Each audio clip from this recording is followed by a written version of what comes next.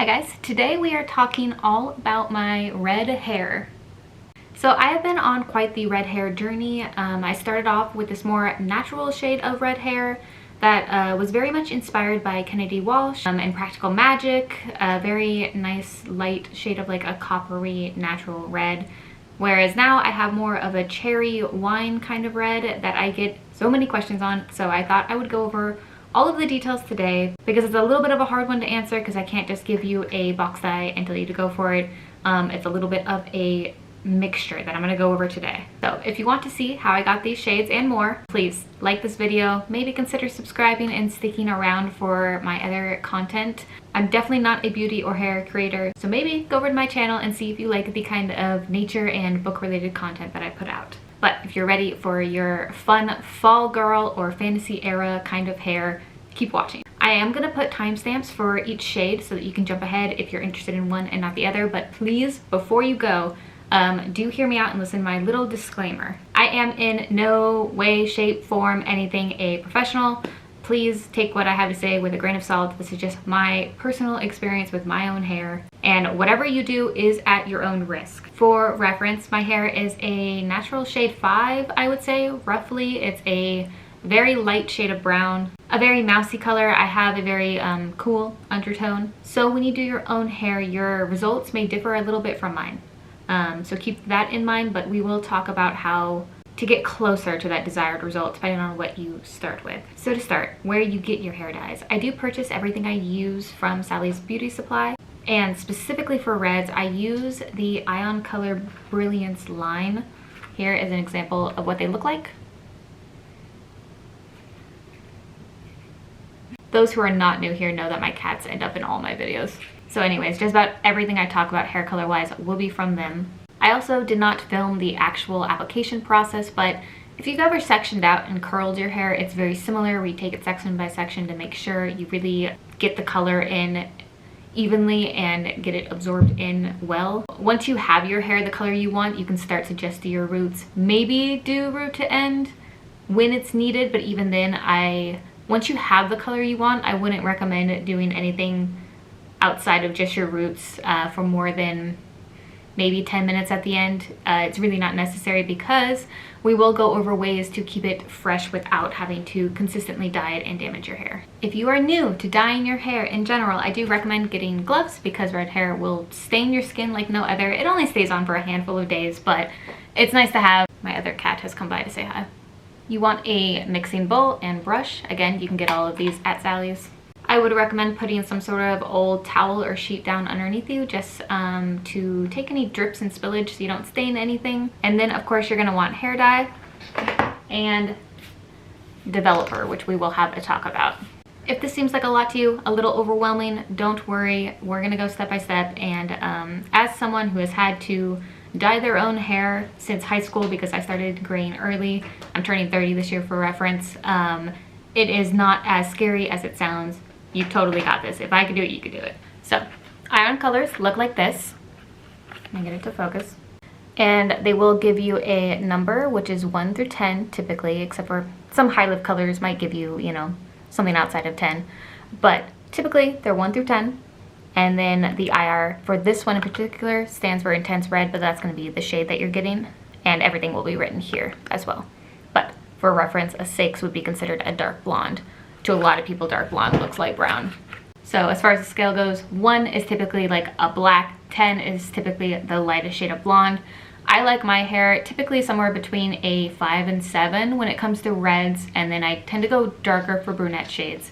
But if I want a more vibrant red that actually can be seen as red in more than just the sun, typically I like to stay a little bit lighter than I normally would. If you are torn between which number to get, go with the lighter shade first, because it is so much easier to go darker if you're trying to lighten especially a color dyed dark color. It's a lot harder to do, it's a lot more damaging. So start lighter and work your way darker would be my recommendation, especially if you're starting with really light hair. Ease yourself in. Specifically with ion dyes, also note that they always look a little darker the first few days that you dye your hair, and it will fade significantly after a few days. So if it's really dark at first, do not panic. Let it sit, let it have a few hair wash days, and go from there. Now, developer. No matter what hair dye I use, I do really like Ion's brand of developer.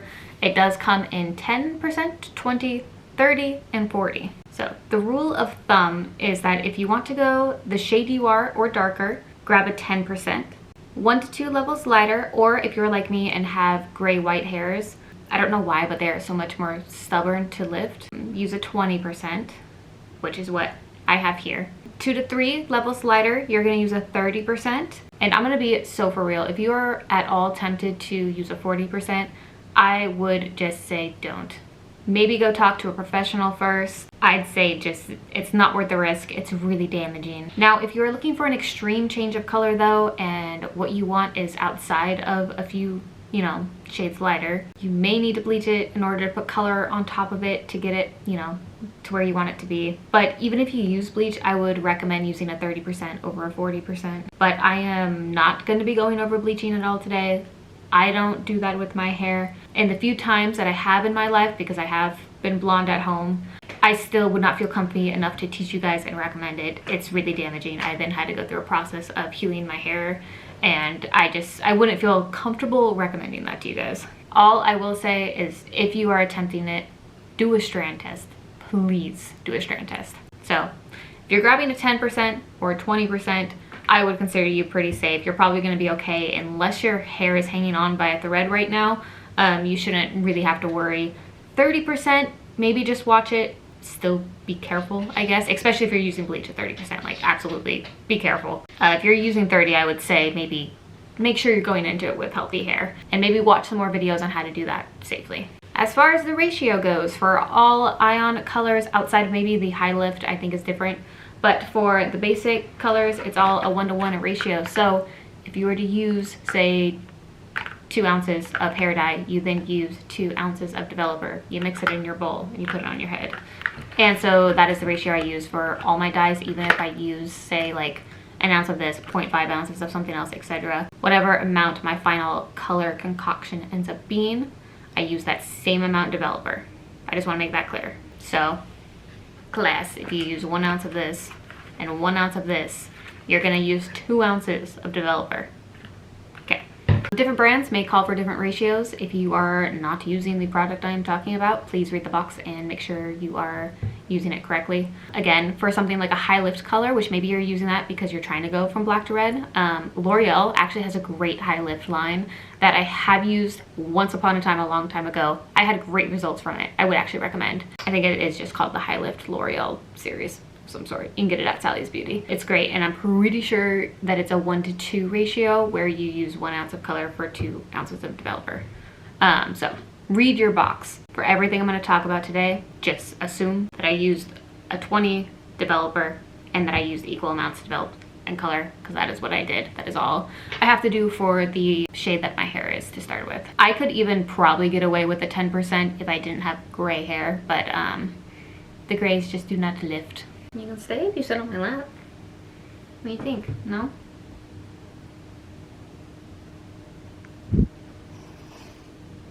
So onto actual color. I'm going to start with my natural red hair. I will insert all sorts of photos here. It was a very cute shade of red. I think I got it to my reference photos pretty close. Again, I was going for Kennedy Walsh, who, I don't know if she still does YouTube, but I see her all the time on TikTok. Her hair is amazing. Perfect for fall. It's a very pretty, warm, natural looking red. Now I'm saying red instead of copper for a reason. When I first dyed my hair, I was really going for this color, and so let me refer to my notes. The first color I tried was 3/4 of 7RC, so that is a red copper blonde, and 1/4 7RR, an intense red color. Editing me will pop some photos of each product I mention as I go so that you guys can get a clear representation. In my notes here, I wrote that this concoction left my hair looking a highlighter orange. It was so vivid and so bright, and I think that if I was going for that pumpkin like dramatic orange, I think it's great. I also think it would have looked great with someone with a warmer skin tone than I have, but for me it made me look just deathly. Made me look I don't know, it did all the bad things that like your wrong color is supposed to do with you, like the eye bags and just the gauntness, the very I looked like death. It was terrible. And I'm not trying to sound dramatic. It was just probably the worst color that could have been put against my face. But I hated it so much I didn't take a single photo. I did not want to record it, and I immediately went to fix it. But I wasn't gonna give up. I still had this hope that I could pull off a natural red while being a cool skinned girl. But again, let me emphasize, that combo could look really good on someone else. It just made me look kind of sick. So after that attempt, I realized I needed to stay away from anything that had copper in the name because that was gonna just not give the right look for me. And what I found was that if I mixed half 6R, which is a red blonde, and half 7RW, but I just used half and half essentially. I used 1 ounce of the 6R, 1 ounce of the 7RW, with equal parts, of course, on my 20 volume developer. I like this color a ton, but I tweaked it one more time, the dye after, and I added a 6G, which is a dark golden blonde. I'll put the exact amount of everything on the screen here, but this combination was perfection. It looked like the natural shade of red that if I were to have red hair, that would be the color. I got asked a lot if it was my natural color by strangers. It was a very, very pretty color. And I had this color at the end of 2023 into 2024. I had it for quite a while. Eventually though, I got tired of it and I felt like I wanted to go a little darker. I kind of like this level of hair on me. This is around a 5'6", and I was ready to try a little bit of a pinker undertone because I have such pink undertones. I thought it might look good. I thought it might go well with my color, I don't know, my personal color palette. And I'm really happy with how it turned out. I feel like I'm gonna have this for a while. I feel like I have had it for a while and I think it's gonna stick around for quite some time. So first and foremost, the little journey to get here. I did go a little brighter than this at first, but I was Starfire for a convention, and so that was my first dip into bright, and I went bright. But after the convention I was kind of ready to tone it down, and I went really dark, but I went a little too dark, and it felt like this red, though really, really pretty, it is very subtle. It looks more brunette indoor, and then outside you can kind of see the red glow on the hair, but it wasn't quite where I wanted it to be. I wanted it to be a very obvious, like, definitely red hair no matter what lighting I'm in. So if you're interested in either of these, I will pop the combinations up, but we're getting closer to this color. Okay, pulling back out my notes here. So for this combination, it is going to be a mix of 5VR, and that is this one. It is called Radiant Raspberry, and do not confuse this with 5RV, which is more of a burgundy brown. This one is much more of a purple color by itself, and I would say it is essential to getting the more cherry wine undertone. This is where you're gonna get those pink tones, is right here. And I think that adding this to it is especially flattering if you are like me and have a very cool skin tone. So that color mixed with a 6IR, this one. This is an intense red blonde. This is where you're gonna get that red glow. You'll notice I did use this one for, I think, both of my other colors. If not in a 6, then somewhere in the IR line. It is a very bright red, and this is the one that definitely will like bleed and stain and do all the things. Maybe consider getting a non-white pillowcase and a non-white towel, unless you are down to just bleach them all the time. And lastly, 5WR. I use about half as much as the other two, but this is the mahogany shade that I love so much, but a shade darker than I showed previously. And again, when I have my brunette color, I use either a 3 or 4 WR because I really like this mahogany line. I think it's really pretty. It's that warm, kind of rich chocolatey brown. If you want it warmer than what I have right now, I would recommend doing less of the 5VR for obvious reasons. This is going to be your cool tones that you're adding into it. I would even say you could add a little bit of 5R, just a more natural red tone in with it. Or if you want it cooler, disregard that and use, I would say, even more of this 5VR. I've even seen people use just this color, and it does give you a very nice purpley color that probably leans a little bit more red than blue. Or if you want it an even more red than what I have it, take out the mahogany color in general and just do the two reds together. Whenever I go a darker shade of red, which I have done many years ago, this would have been in college, but when I go a really dark shade of red, and I'm talking like a 3 or 4 level, I do start taking out the brunette colors in general and just do reds, because the darker the hair is, the harder it is to tell that it's red, if that makes sense. So I don't find that I need it as much, where I feel like the lighter I go, the more natural colors I want to add to it, because any red you put on light hair is going to look even redder. I hope that makes sense. But this is the fun way of dyeing your hair in this way, is that you can tweak with each hair dye until you find the right shade for you. Definitely take gaps and time to let your hair heal in between each dye until you slowly get to the color that you feel you're trying to go for. But if that is overwhelming to you and that is a lot to think about right now, maybe just try the combo that I'm giving you and see if you like it. Especially if you're starting with a similar shade that I am starting with, you should get very similar results. And as with everything else, whatever combination of things, however much color you end up with, you're going to use the same amount as developer. If you missed my developer talk because you skipped over here, maybe go check it out if you're new to the realm of developer. This is all in the box. I probably don't need to make it as clear as I'm making it, but in case there was any confusion, I know that the whole hair dye and developer concept can be really confusing for someone who's coming from box dye to this, so I just wanted to make it really clear. Really, when you're getting box dye, it's been a while since I have, but I'm pretty sure they even have 2 different solutions that they have you mix up in one, shake it out, and put it on your head. They basically are giving you color and developer, and you are mixing it together and putting it on your head. You just kind of maybe didn't know that. And to my knowledge, one of the reasons why it's so bad for your hair is that I think they give you a pretty high developer that you might not need, where if you're buying the developer separately, you can choose exactly what percentage you're getting. Because, for example, there's no reason why I should be using a 30 volume developer on my hair. It'd be doing unnecessary damage that it wouldn't need. The last thing I want to talk about is hair masks. Because a good hair mask can make your red hair last, stay a lot more vibrant, and maybe skip that awkward faded middle phase between touch-ups. Because I personally don't like to put color in my ends every single time. This last time I only did my roots, and I did not do my ends. My ends could actually use a re-up on the hair mask. It's been a while. It's been at least a week since I've used it. It needs it. And it'll definitely give it that fresh, cool toned pinkish glow when I do use it. So this is it, more just dye only. It does look a little pinker toned when I use the hair mask that I'm going to tell you guys about. And for reference, I've tried so many different color depositing masks, shampoos, conditioners, but the one that has topped it all for me is also Ion brand. But it's this, I think it's just called Ion Pigments. That's the only name I saw online for it too. Let me see if I can get it to focus. But this color is the magenta color. These are not meant to be permanent. They are meant to sit in your hair, meant to wash out over time. But because of that, they don't do the same kind of damage that dyeing your hair does. So you can use these a lot more frequently. You can do them essentially as much as you want. You can keep going brighter with it. I find that if I use it a few times in a row, it definitely builds. It builds faster than it washes out. Their instructions are a little different than how I choose to use them.